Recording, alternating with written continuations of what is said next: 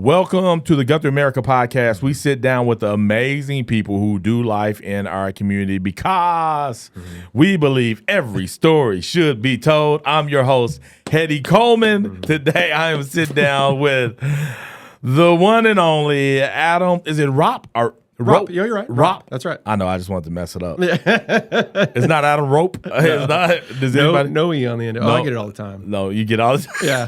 No E at the end. Before we jump in this conversation, because you can see Adam is ready to talk, ladies and gentlemen, would you please go ahead and subscribe to the podcast and leave a review? You can do that on Apple, Spotify, wherever you enjoy listening, but also subscribe to YouTube. And yeah, do that and click the bell. And share it. And share it. Yeah. And like it if you're on Facebook, Instagram, right. LinkedIn, all that amazing stuff. It would mean the world to us. Adam, how are you doing today, my friend? I'm doing great. I really am. I appreciate you coming to hang with me. Yeah. I appreciate you inviting me to be here. Yeah. I wondered what it was going to take all these years to get invited to be on Hetty's. So I'm going to have to save a child in a burning building to get on this show. See what I mean, ladies and gentlemen? See, and then I always got to explain myself. Well, see what happened was I have a list of 11,000 people because I'm on a mission to have every story told. You've had a lot of great people on this show. Yeah. So, and it's fun. It's really cool to get to know people. And I'll go into a store and somebody will say, "Man, I didn't know that about Adam," so when they listen to it's cool. Yeah. It's like, let's try to do that. I hope to do that today. Yeah, hopefully you will. But then I'm like, people listen to this? I thought I was of course they do, man. I thought I was just putting it out there. You were one of the town unicorns. Wait, what does that mean? I think hardly anybody dislikes them. They do the most for the community. Yeah. They're very well loved. They do a lot. Like you would be in there. Like Justin Fortney would be in there. Yeah. Verla would be in there. Man, that's up there with some. I love Verla. Yeah, Verla's so awesome. Well, Adam, let me ask you this: how would your friends and family? Because we want to tell your story. How would your friends and family describe you? Because I know how you would describe yourself. Because I saw you watching yourself on the screen over here. I'm handsome and sexy. How would your friends? You're gonna have that on because I'm gonna look at it. Well, how would friends? I think I speak for my friends mostly when they say that I'm a genius. And no, I'm just kidding. They're all rolling their eyes right now. It's like that's the last word. That's the last word. He didn't say your goals of hard things. Your goals. What does your friends and family think your goals are? I just proved it right there. What they would say, and that is he's a fun-loving, goofy guy, but at the same time a very caring. That's man. Cool. Yeah, and I used to have two extremes, which would be funny and goofy, and then extremely serious. Okay. But now I think it just comes from getting older and maturing that I have a good medium ground now. Got you. Yeah, and I think that's most. Well, I shouldn't say most people, but people who mature, start discovering I'm a certain way. That doesn't mean I always have to be that way. And there's another part of who I am, and learning to balance that. And you're putting something on or something like that, and just be more comfortable with being who you really are. Yeah. The feeling like you have to put on some kind of representation for yourself. And that's a great place to live, right? Living in that place to where, man, I understand myself. I know how to balance this fun and goofiness with seriousness and being able to, especially as a professional, when you start getting into making money for yourself and earning a living, nobody's hiring goofy and funny all the time unless you're a comedian, right? Unless well, and you listen to Jim Carrey and you saw people like Robin Williams in the film industry. A lot of entertainers in the entertainment world, they always feel like they have to be on, no matter where they are.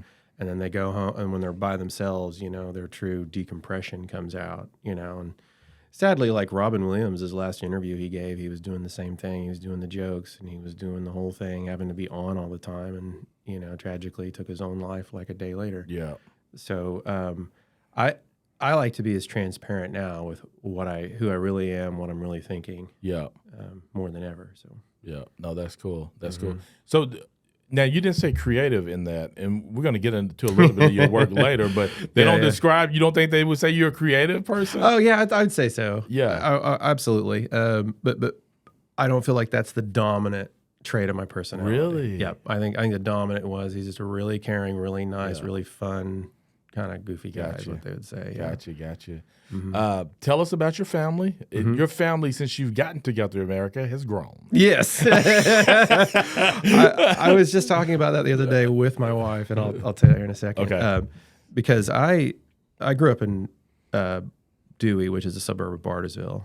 And my wife, Abby, she's from Kansas, and she grew up, with horses and stuff. She got in a rural area in Kansas.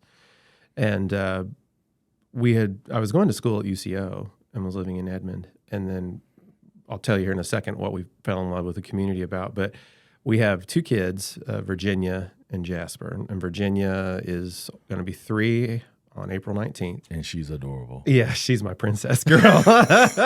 She is every bit of a princess. Yeah, she is. And then my son Jasper is a year and a half. And my wife and I were just saying this the other day, and it made us feel great that we chose Guthrie. Right? And we, and we've been here pushing 10 years, getting to that range. Has it been that long? I know, yeah. Wow. As soon as I graduated in 2015, so that's 8. Yeah, getting close. Yeah. Doesn't seem like it. No, it does not.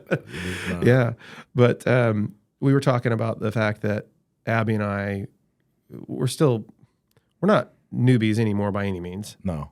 But, we haven't been here like people like you and who, like their whole lives who are actual Blue Jays. Yeah. But our kids were born here. Oh, wow. You know what I'm saying? And that dawned on us that they are actually Blue Jays. Guthrieans. Yeah.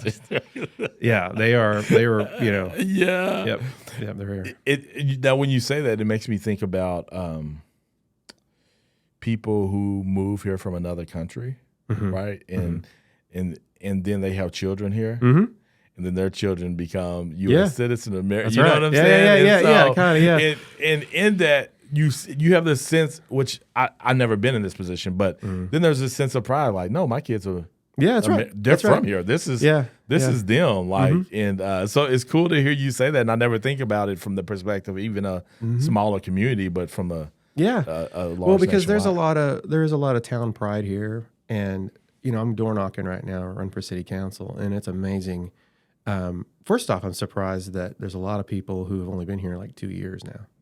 3. They're like, oh, I just moved here 2 years ago, 3 years ago. There's a lot of those people. Yeah. I knew that it was coming north from Edmond, but it just didn't really dawn on me how many people are new. But I'll still run into the people I'm 4th generation here. I'm 5th generation here. My parents are here on the land run, et cetera. And I've been at the same house. This is the same family house, whatever, So there's like this large dynasty here that still kind of overshadows, a lot of things. So it was just kind of neat that, like, wow, my kids are actually like Guthrians, and they have a chance to be maybe that 4th generation. That's right. You know what I'm saying? That's right. Yeah. Whatever they decide, if that's what they decide to do, they'll be here at least for 18 years. Yeah,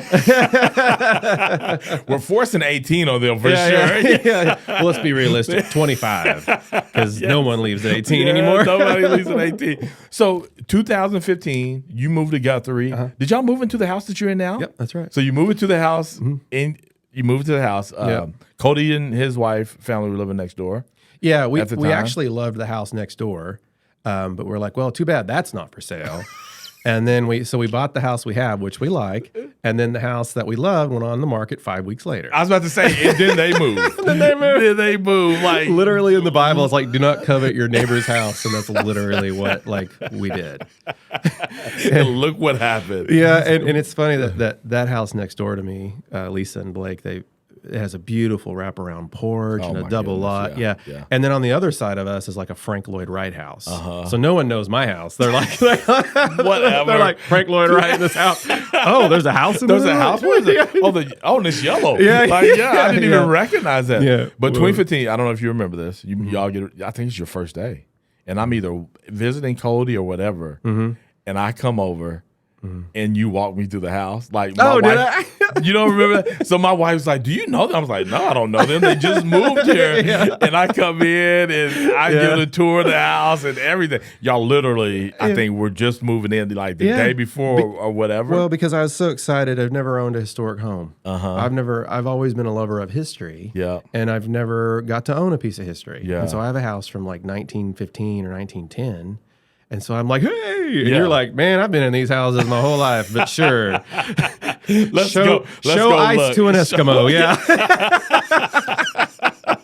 Show me what snow looks like. Please do. Yeah, Please I've never show. seen anything, but I was just so happy and excited. And it was great. Like, I love that. I love seeing. Another thing that excited me was you all were a young family. So young families come into Guthrie, and it was maybe like 2 or 3 years ago. I don't know if it was that long, maybe a year or two ago. I'm walking through downtown or walking around Guthrie, and it's just young families everywhere pushing baby carts and all these things. And I'm like, it's so beautiful. It warms your heart to see that. It warms your heart. Like there's the couple that just bought Mark's Drugs building, and they're renovating it top and bottom. They bought the gas station across from Cash Saver, and they're going to put a restaurant in that. They have 2 young kids. I see them at Mother's Day out. Same thing. I think they're like in their mid to late 30s. When you see people like that, that inspires you. Yeah. You know, and it feels great. Not that if you don't have kids and you come here, there's people doing great things. Count. Yeah, there's people doing great things of all ages and ethnic. So last night, so I'm a pastor of a church, right? And so I'm at church last night. It was last night Thursday? Yeah, last night I was at church. This older lady walks up on the porch because we're in the old nurse home. It's a big old pavilion porch kind of thing. She's walking up, and it just so happens which I took this as a compliment. I'm there, Zell, my son, a few other young families are all centered. And she's like, do y'all let old people come here? And I was like, you need to see the rest of our church. There's plenty of old people, whatever old people, however you define that. She said it. Right. And then I was like, oh, she says I'm young. But to her, I mean, I makes am you feel young. good. Yeah. Gosh, I was at sadly, because I live by the junior high. Yeah. So do you. Yeah. And like a couple of years ago, some of the junior high kids walked over to the temple and they're getting into a fight. And I walk over to break it up. Yeah. And what broke my heart worse was the other kids go, adult. And I was like, oh, man, don't. Where? Yeah. I was like, don't say that. Say, really young man. Yeah, really mature young guys coming to break this up. No, adult. Where? Like, who are you talking about? Yeah. So when she said that on the board, I was like, okay, yeah. We do have older people who go here, but I think Guthrie, there's it's becoming a nice blend of that, which is really cool. But seeing young families is great because it says things can die off. And it requires some youth and people making this their place. Who's going to come in and help invest emotionally Yeah. and all of the things and that we need in town economically and all of that. All that good stuff. So 2015, y'all decided to move to GuthrieAmerica. But before we get to that, you've already mentioned your beautiful wife, Abby. How did y'all meet? So we actually met on Christian Mingle. Oh, we met online, yeah. And then we met at a bridal show in Kansas because at the time I was doing video production and she was doing photography.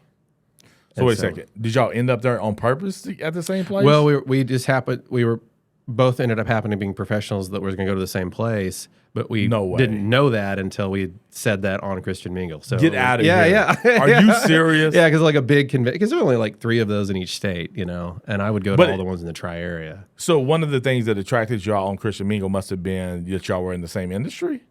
That, yeah. Yeah, okay. And then just we saw, we were equally yoked with our beliefs. Yeah. And that did too. And then right off the bat, I'm like, well, hey, I'm going to be in Kansas anyways to this bridal show. And he's like, well, I am too. So that is nuts. Yeah. And so we met there. And so we didn't really get the beginning vibes of like meeting online because it was just immediately after that we saw each other. Got you. Yeah. Got you. No, that's cool. And meeting online is way more common now than when I was a kid. You like, ooh, you met on not when I was a kid. Serial killer. I know what you're saying. Yeah. Like, are you serious? You gonna date that person? Yeah. You met them online? The conception back then was that it was all like they were online for a reason. And what's funny is that most people, when they date online, they will have that in the description. I can't believe I'm one of those people doing this. This was supposed to be for people that... This is supposed to be for people who had no game. Like everybody actually says that on the description because everybody lays it out that like, yep, we're all here. You know what I mean? Like we're part of that community. We can't talk to people in public. Right, we're all aware of it. You don't have to put that in the description. Right, but we're all aware of it. Yep.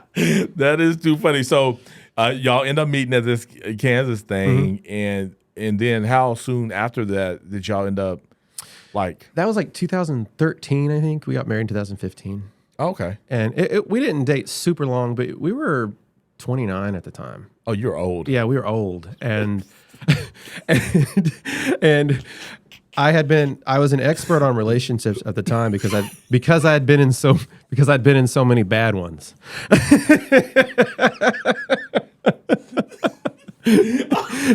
I had all of this worked out when I was 20. Like I'd had so many bad relationships that I knew exactly what I wanted. Right. Yes, I was like, stop. Do you love your father? What's your credit debt? Do you? I was like, do you have any credit card debt? How much? Why? I had like a list of questions. Like we both you would have this black and white list of things because you just you would meet people in the past and that's part of the online community of dating. It's a lot more rigid. I've been burned. By this time, you're like, no, I'm online because I know what I want. Right. Do you check off these things? Exactly. And there was a yes in 2015. Mm-hmm. Wait, you got married 2015 and moved to Guthrie in 2015 and graduated college? No. We got married at the end of 2014. Oh, okay. And I'd already started going to college. Gotcha. And then I was like 1 year to finish because I'd got my basics done in my early 20s. I went overseas and did videography work and then had a career going and then came back and finished in my late 20s. So I'd already had gone back while I'd met her. I only had like a year left. Okay. And then like we had only been married for like 8-9 months when I was still finishing college at UCO. And then as soon as I graduated, we came down here. Gotcha. Okay, Okay, we're done with it. We're done with your relationship. Yeah, right. You did film overseas. Mm-hmm. What was that like? Let's talk about that. And then, okay, when you're telling that, because this is about you, so you're going to tell that part of your story. But if there was anything that changed about you because of that experience, I'd love for you to share that as well. That actually came later. The work I did overseas, one of them was I worked for a company called Voice of the Martyrs, which tells stories of people who are persecuted for their faith, and so I would go over as a documentarian and would do stories and do film and footage on that. Wow. Yeah. So the people that you were doing the film and stuff on were actually people who had been. Mm-hmm. Wow. Yeah. There was one where they gave us these rods and we went out to a house and there was a lady who had her sons and husband buried alive. And we were sticking the rods in the ground to see if you could hit their bodies and dig them up. And so I'd document that. And the way it goes, like when you see, people don't realize when you see like Mount Everest climbers, there's somebody filming that, and that climber, that videographer is actually climbing as well. Yeah. And it's the same way over there. Like, you're not just hands off. You're 80% of what you're doing there is you're doing the same thing you see the people in the video doing. And then you stop, and then you grab the camera, and then you document. Wow. Yeah, you're helping out. You know what I mean? Okay. And so a lot of stories over there. The FARC military group in Colombia was kidnapping children and put them in the military so parents would hide these children out among cliff dwellings, and they were hidden out there until they were adults, and they'd come and they would have an adult guardian out there. But basically, it was just all these kids living out there, and we would hike to that and do a story there too, and then leave. So I did a lot of stuff like that. And what's strange is that wasn't the most growth I've ever had in my life. And that actually came right before I got into being a movie producer. We had, so I think on the list we had, why did you move to Guthrie? Yeah. We had, everyone likes Guthrie, I think, in a certain like pattern. You like it because of you like it because of the architecture. Yeah. And then you get really interested in the history. But people such as myself, you then fall in love with the people here. Yeah. You know, you meet people like you, Hetty, and your wife, and Hetty Jr. and I love him. He is such a Eddie good, Jr. is Zell. I love him too. He's such a good young man. Yeah. You meet people like Dan Newton, and you meet people like Stacy at Rick's and Minecca Gibbs. I go on, long list, right? Yeah. And those people, they make you want to stay and be a part of something bigger here, you know. And what I also love about those same people is they kind of motivate you to want to help others as well. And that was the main reason why we moved here. Yeah. Was because of that reason. Yeah. Yeah. No, that's good. And then you're moving here and kind of getting plugged in and establishing yourself. Yeah. You're getting to know these different people. That's right. What is it? Is that the thing that you enjoy the most? Or yes. Yeah. The thing I enjoy the most about Guthrie is walking into Hoboken and seeing Blake Wimsley always there at the same table with Josh Chappell, and seeing those people, getting chocolate at Rick's, going over and talking to Minecca at her shop. Yeah. You know, is seeing everybody here, seeing Hetty walking down the road and yelling, "Hey, go win!" You know what I mean? That is what brightens your day and makes. And what I love most is everybody that is here. Yeah. You know, about 2 years when we were here, a little bit of the romance wears off only because with the buildings, because so many of them are abandoned. It starts to get a little down on you, you know. And that was one of the reasons we bought the train station, which we own, is because we were just like, gosh, would somebody step in and do something with somebody? And that is part of community wins. That is a part of, you know, Choose Guthrie, is that, you know, be the change that you want to see. Yeah. And so we did. Yeah. You know, we bought the train depot and we renovated it. Yeah. And that's fun. I'm a historic commissioner, so I love the history here. I love it. But the main thing that I appreciate the most is the people that I interact with on a daily basis is what I like. Yeah. No, and I think that's what most people would say. Like, I think 99% of the people who you would talk to and have a positive outlook on any community, really, it typically is like, oh, the people here are fabulous. And that's the reason that I stay and get to know the Adams and everybody that you've named, and many other people, right? And that's what I appreciated about living here as well, because I grew up here, and so then I left for a number of years, and then when you come back and you're like, oh, man, like, it's, to me, I see it completely different now. Puts it in perspective. Yeah. It does. It really does. Man, but you grew up in Dewey, Oklahoma, right outside of Bartlesville? That's right. What's the difference? What is the difference between a GuthrieAmerica and a Dewey? Is Dewey much smaller? Yeah, it's much smaller. There's like 5,000 people. Yeah. Bartlesville is a lot bigger. It's like a 50,000 or something like that. And you would kind of bounce back with. Oh yeah, they're like it's like a tick on the other. Okay, got you. I really grew up in both. Got you. But Dewey, I mean, the thing there is the kids went to school, went home. Gotcha. Parents went to work, went home. There was none of that feeling of togetherness. There was no events. There was no like, hey, you know, there wasn't any of that. Yeah. It was everyone was kind of isolated in their own little universe and world. It's more of a bedroom community. I mean, like, you go to bed, and then go to Bartlesville or wherever. Yeah. And you don't know at the time, like you just said, what you are missing. Yeah. So then you come to a community like this, and you're like, oh, you know, oh, this is what. Oh, there's Hoboken where you go in and see a Blake Wimsley or many other people, the Hastings, or so many other people that you can see when you walk in there. Yeah. Robert and. All the people, and being able to say hi. It's kind of like Cheers. Everyone. I was just say that everyone knows your name. Some people are like, "Oh, I would hate to live that." Well, I mean, go to New York, get lost in the fray, have fun, you know. Yeah. But I love it the way it is here. So. But another misconception, though, is like, you don't know everybody. No. You know what I'm saying? Like, no, you're talking about going to knock on doors and meet people. You like, oh, I didn't know. I don't know you at all. I've met a lot of great people door knocking. Yeah. A lot of different images. One of the things that I loved when I ran for office was just that. Was like, oh my goodness, all the people that I get to, like, that's one of the things that drew me to it was like, oh, there's 90,000 people in this district, and I got a reason to knock on their door and not feel and weird. Talk to them. And be strange about it.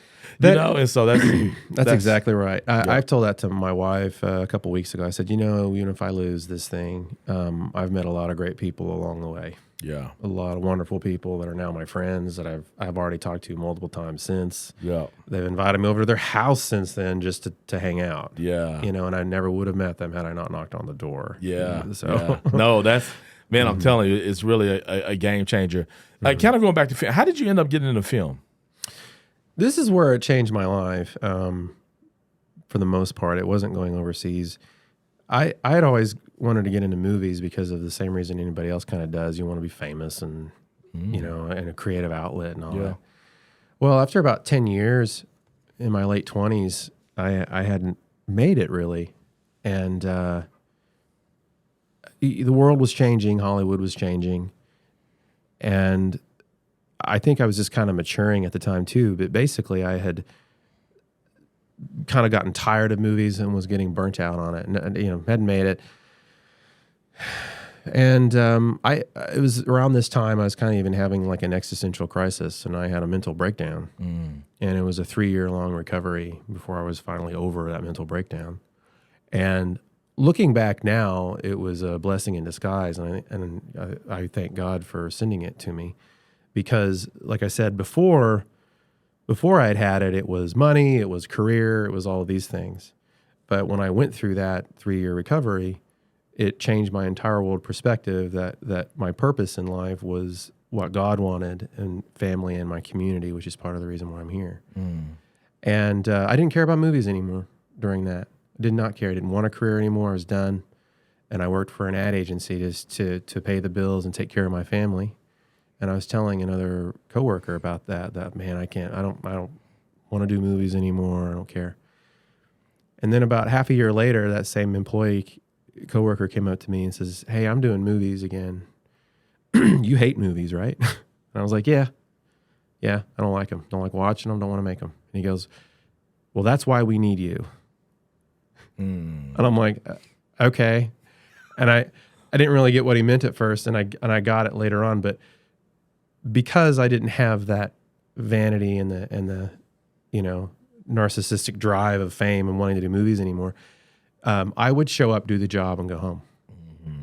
And in this industry, everyone's clawing to try to advance. There's a lot of backstabbing and a lot of like, hey, can you just do this and not try to make yourself the director or whatever? But with me, they didn't have to worry about that because I didn't like them anymore. So I came on to do movies, and I'm just like, hey, what do you want me to do as a producer? I'll handle those things, and I want to go home. And they're like, oh, this is great. So that is how I got into it. And then after I started doing one and then another, I kind of got the bug for it again and learned to like it again. But it's not my identity. Yeah. It's not who I am. Being famous, having a wonderful career and everything is not my purpose in life. And again, it all came because of that stage of my life, that 3-year journey, and I thank God for it. Every day. Now it's when you're going through it, you don't feel that way. No, for sure. Yeah, it's only looking back, right? You're praying to God all the time to, let it, please let it go away. But in Ecclesiastes, he talks about how there's been kings and stuff who have been around and died, and we don't even know who they are. And if that's going to happen to them, the world is certainly going to forget about you. And so you can't take the fame with you. You cannot take the money. You cannot take the trophies with you beyond the grave. And that's just something to think about. The only thing you can really take with you beyond is the goodness, the righteousness, and the things that you did, for your community, for God. So that's what changed me. That's how I got into film. I got into it because I didn't like it, and told somebody that, and they brought you back. They brought me in. Because you jump out there, you're like, no, you don't like it no more. That's when you come back. It was like the movie Gladiator, where the emperor was telling the general, I don't want my son to be the emperor. I want you. And he goes, with all my heart, no. And he goes, but that's why you must rule, because you don't want it, right? No, And that's what they were like. He does tell him that, they were like, that's why we want you, is because you don't want to do it, and that's what happened. So no, that's really, really good. So when you're not filming, what are you doing for fun? Like, do you have time for fun between filming 2 kiddos, wife, I have owning a building? Yeah. I have 3 distinct hats. I'm a movie producer, and then I'm Adam the city guy, so I'm a commissioner or politician type. I'm not really a politician, but you know what I mean. Yeah. And then a train station owner. Okay. So I have 3 distinct hats of things to do. Right now, I'm still relatively young guy. I enjoy renovating the depot. Okay. I mean, it ain't when you're up there taking boards of flooring and turning them over, and there's the date of 1880 on the bottom and the stamp date, and you're redoing 140-year-old floors or whatever. I'm not bored, and I enjoy it. You know, I'm fine. I find silver coins, bronze coins, bullets, World War I love letters. I find all kinds of stuff in that depot when I'm renovating, and it's just I enjoy actually working on my building. That's kind of a job, but at the same time, I do enjoy that, and I can turn my brain off. You know, just put the gutters up. Not think about anything. No music. You know, get the hammer. Exactly. like a. I'm not thinking about like a Buddha. Right? Like the movies where they go out to a Buddhist like temple somewhere and they're just like, shh, I don't do that anymore. You know what I mean? Like I don't. I'm looking for letters. Yeah. Like people come there to me at the depot. Will you make a movie with us? And I'm out there banging. I don't do that anymore, kid. I'm retired. I'm now a monk out here that just does this. I'm waiting for this perfect train to come by. Yeah. And then I've got a call a week after that. All right, I'm in. Under one condition. I'm coming back. No guns or whatever. Like I'll only use my hands. I'll only use my hands. It's like an 80s movie is what we're talking about. Yeah. No, that's so good. Yeah, I think like for me, like podcasting, like I just enjoy doing it. It's not work. If you look at this like a work, you wouldn't be doing it. No, I wouldn't be doing it because So I really enjoy it, and I get where you're coming from, and that's really cool to be able to find that in your life to where it's like I'm doing something that's I make money off of it to a certain degree and all that stuff, but I enjoy it, and this is what I do for fun and stuff like that. Yeah. Now, balancing those 3 hats and a husband and father, like, is that how do you, or is that just like it's all meshed together, man? I don't even think about the balance of it. It is. It's just the only time. See, and this is the thing too with me. I do tell people running for city council, like I'll be the only person that's full time for the city, and what I mean for as far as somebody who is a volunteer, because movies is mainly just phone calls and emails. The only time it really starts ramping up is about 2 weeks before shooting and then the actual shooting, where it takes like an 8-hour day to put it together. Yeah. But other than that, it's just hurry up and wait game. You get an email, hey, we need this document. I attach the document.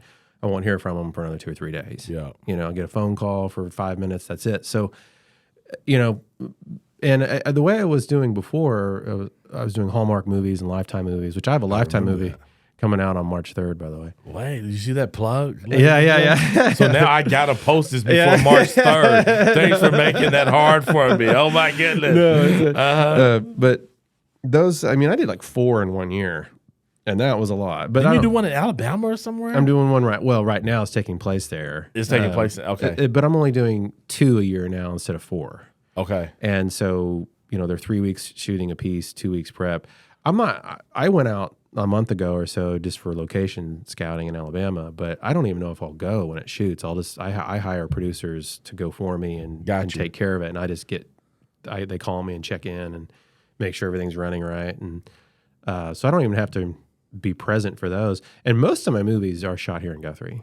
Okay, so it sounds like, oh, that's a lot. Yeah, but I'm not directing it.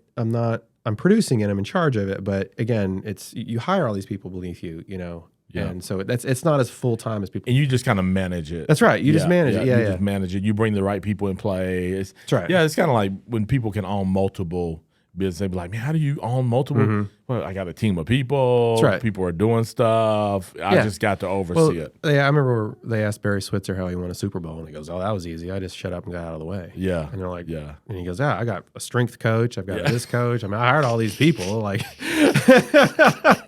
pay them each millions of dollars, like they do." What do you think? I'm in there telling them, yeah. Like, Dion, watch me here. Dion Sanders, watch me how I run. All right, stand back there and watch. Yeah. So it's the same thing. So. movies don't take as much time as you think, especially not the way it used to for me. I only do 2 a year, but now I'm doing like Lionsgate movies and a little bit bigger productions. I'm not doing Hallmark or Lifetime anymore. Not that I wouldn't do them, but so I'm only doing like 2 a year, and they, like I said, I'm more behind the scenes and stuff. So it's really just, and I'm campaigning right now. Yeah. So it's just kind of a season of time right now. And then the depot, I'll work on it in the afternoon, maybe 3 days a week. Gotcha. So I actually get a lot of family time, and I'm very appreciative of that. And again, I think too, when some people talk about balance, like I don't know if I balance it. It's just all one thing to me. No, like, that's kind of true. Yeah. I love my wife. We're married. We do what we do. It's not like, okay, I'm gonna give you 20% church, 20%. Yeah. Like no, no, you're right, because we'll go to the depot. And I'll be working on the floor in the ballroom, and my kids will be in there just running around the open floor, riding their little trikes or whatever. And so we're all there. Yeah. So you're right. It is kind of meshed together. It is meshed together. And then you have people like, but you're not giving them a quality attention. I'm like, yeah, I know, because I'm training them to leave. Right. Like, I don't want them to do. Yeah, I need to give them attention like, all Eddie's the time. Horrible. Yeah, no. Eddie's a horrible parent. Right. Yeah. No, I'm training my kids to go be who they are. And so I'm just here to coach them. I'm like Barry Switzer. Like, I'm just going to coach them and do that. So, but that's good. Okay. So you mentioned you're running for campaign, and what are you learning right now from this type of experience? Because I think that is, again, I ran for office. I think the experience of running is great. I say everybody should at least run. And I know everybody can, but just run for something. It's kind of like I tell everybody they should work for a Christian camp at least one summer, because it's just life-changing. What you get to walk away from that. And what for you, what has it been like? I knew going in that, just like with my films, I have like 20 departments and millions of dollars, and the dream of something and the reality of something are two entirely different things. And I knew going in that things are not as easy as they seem. There's more to it. They're more dynamic. They're more complex. You just got to find out what that complexity is that makes things work, right? I think some people come on council thinking that they're going to come in and it's going to be like, somebody's going to be like, Eddie, I have this cup. Every time I put water in it, it's not there anymore. And they were going to turn it over and go, oh, there's a hole in this. You need to cover it. That's going to be that simple. This is glaringly obvious issues, and it's not. So it's getting in there and seeing what those things are. But that doesn't, like I said, I'm ready for that. But the biggest surprise to me, though, is when I go door knocking, that the majority of people feel unheard, and that they're mainly frustrated and kind of sad that they feel left out, and their voice isn't being represented. And like I said, that's really disheartening to me to see that from people. And it's also sad that I'll ask them, is anything I can do for you? And I'm the only person that they've heard that from in any capacity. And they'll kind of break down, and I've had men break down and say that they're having trouble with their kids or their marriage or something, and clearly it wasn't really quite what I was meaning by can I help you, but I'm the only person even remotely saying that. And so they're desperate to latch on to somebody to help them. And that's happened on more than one occasion to me, door knocking, and that's really sad to me.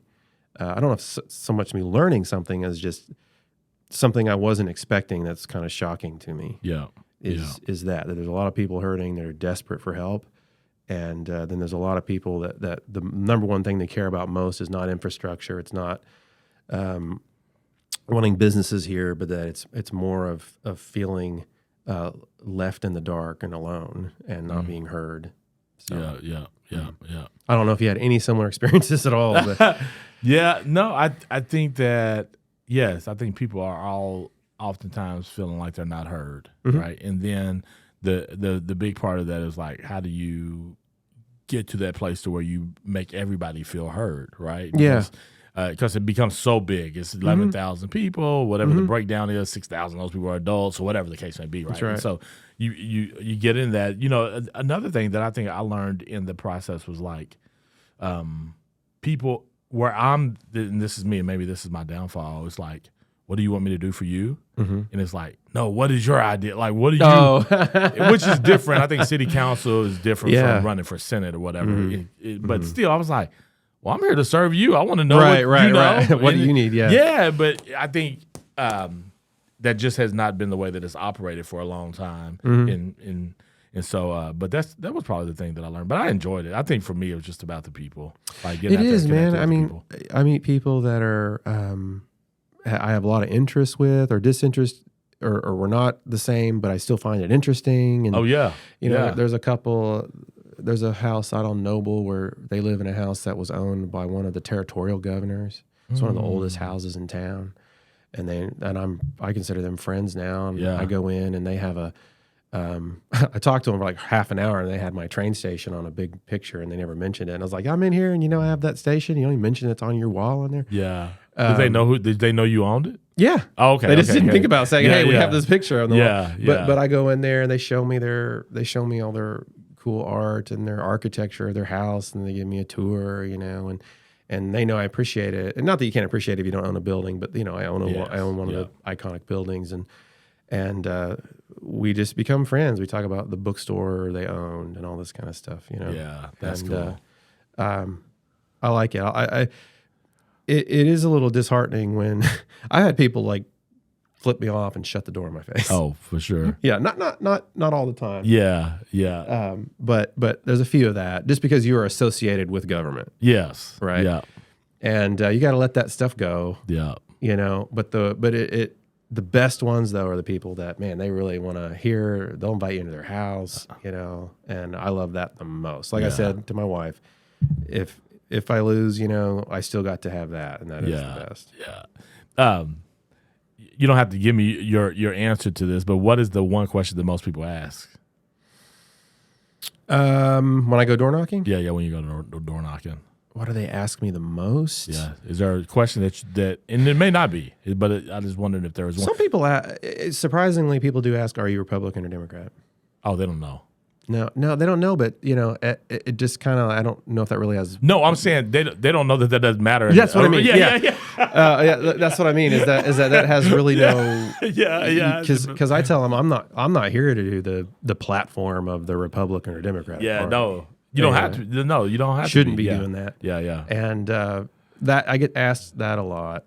And I'm like, okay, because maybe that's all they know because they follow federal politics so much, so they've learned to look at everything like that, And I guess in a way that could still influence the way that you operated on city council, but that's not the way that that is structured in a sense. And I don't know all the ins and outs, but I do know that's not the case for that. And then on top of that, I get.